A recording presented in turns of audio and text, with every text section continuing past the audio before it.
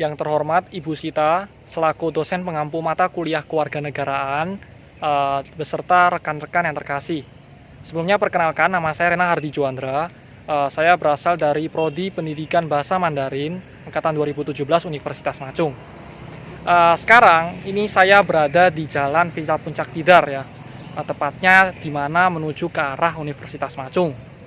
Ya, biasanya rekan-rekan bisa lihat sendiri ya di sini, Ibu juga bisa lihat. Biasanya ada banyak para mahasiswa yang lalu lalang berboncengan ke daerah sini untuk pergi ke Universitas Macung. Tapi sekarang ya saat ini sudah jarang para mahasiswa yang pergi ke daerah sini. Ya teman-teman bisa lihat di sini ya. Nah hal ini disebabkan karena apa? Hal ini karena ada satu faktor utama, yaitu karena faktor virus corona. Ya, virus corona sangatlah berdampak ya pada seluruh seluruh kehidupan, baik kehidupan di dunia nyata, kehidupannya kita sekarang, kehidupan manusia kita sekarang, maupun di kehidupan di dunia maya. Ya, yang tentunya berkaitan dengan aspek kewargaan digital. Ya, berbicara tentang kewargaan digital ya, dilansir dari kompas.com ya tertanggal 26 Februari 2021 itu menyatakan atau memberikan predikat Indonesia itu sebagai netizen yang paling tidak sopan se Asia Tenggara. Ya, mungkin rekan-rekan di sini mungkin setelah mendengar ya penjelasan dari saya di sini atau paparan dari saya mungkin merasa kaget ya, atau mungkin bertanya-tanya kok bisa begitu. Tapi rekan-rekan dan ibu sekalian, gagasan yang saya sampaikan ini merupakan fakta ya, bukan mitos, bukan hoax, bukan fakta. Terus kemudian muncul lagi satu pertanyaan, ya apa kaitannya dengan virus corona? Apa korelasinya dengan virus corona? Nah, virus corona atau virus COVID-19 itu sangatlah berhubungan ya, sangatlah mempengaruhi resiko kesopanan netizen di Indonesia. Nah, dalam kesempatan yang berharga ya kali ini saya akan menjelaskannya dalam 3 faktor. Ya, dalam 3 faktor. Yang pertama itu adalah faktor ketidakpastian. Ya, bisa rekan-rekan lihat sendiri situasi pandemi COVID-19 yang tidak pasti, yang sepi ini ya, tentunya akan menyebabkan atau akan memberikan masyarakat itu sebuah situasi yang tidak pasti, sehingga masyarakat itu akan terus mencari, menggali informasi-informasi yang tidak pasti ya, sehingga tentunya akan menimbulkan yang namanya banjir informasi ya, tanpa melakukan cek dan recheck ya, apalagi informasinya tersebut itu berasal dari sahabat ya atau keluarga terdekat. Mereka akan langsung menelan, akan langsung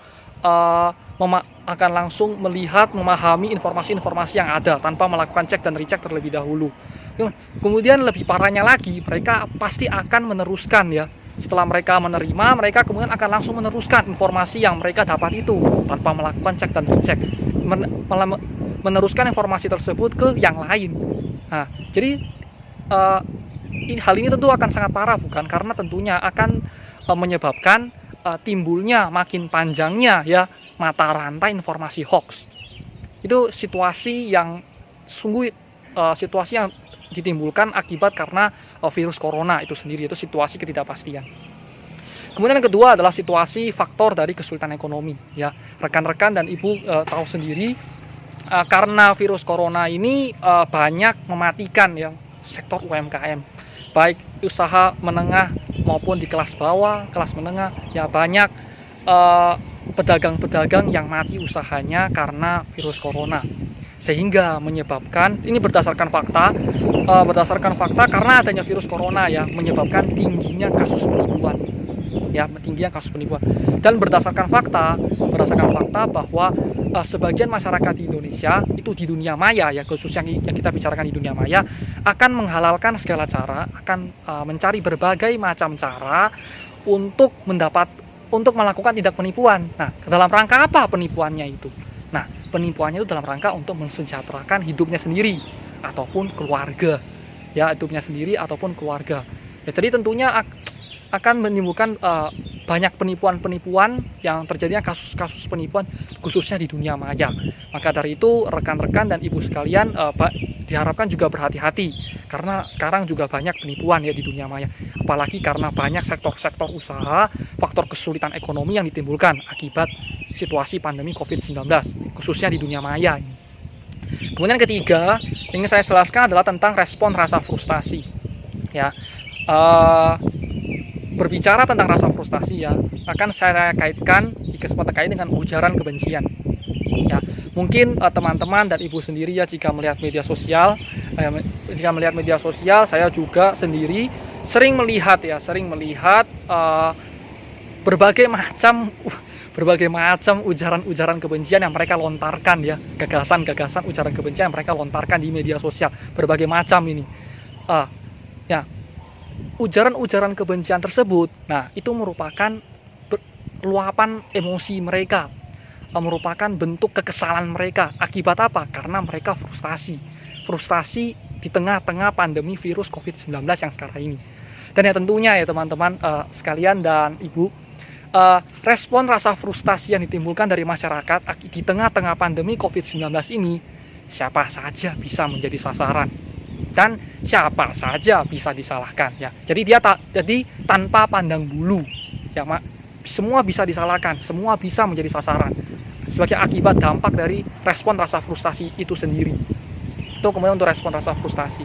Maka dari itu sebagai warganet yang baik ya, khususnya kita sebagai mahasiswi Universitas Macung, khususnya kita sebagai generasi muda bangsa Indonesia, kita harus bisa belajar bersama-sama dalam melontarkan gagasan kita, dalam melontarkan, menyampaikan pendapatnya kita di dunia maya. Ada berbagai macam cara tentunya ya, tapi salah satunya dengan cara kita harus menyampaikan pikiran dan perasaan kita dengan santun ya, tidak boleh istilahnya menyinggung perasaan orang lain ya.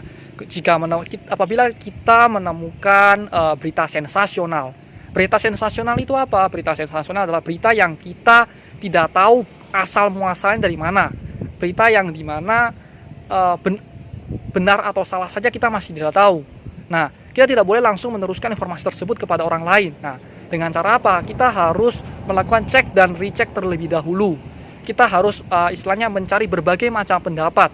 Kita harus mencari berbagai macam sumber lain untuk menegaskan bahwa berita yang kita dapat itu adalah benar, adalah fakta ya. Jadi bukan mitos atau bukan hoax, berita yang kita dapat itu sendiri ya.